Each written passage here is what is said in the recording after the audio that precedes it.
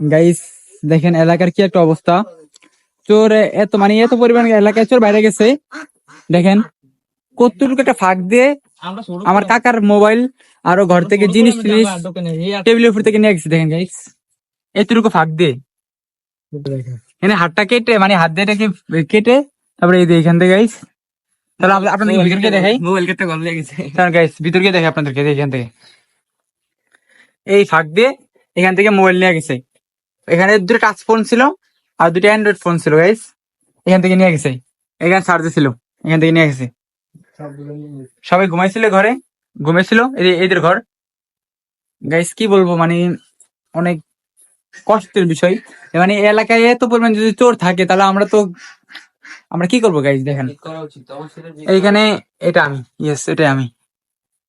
জি guys মানে যেটা দেখতেছেন আপনারা এটাই আমি। হ্যাঁ এই যে এটা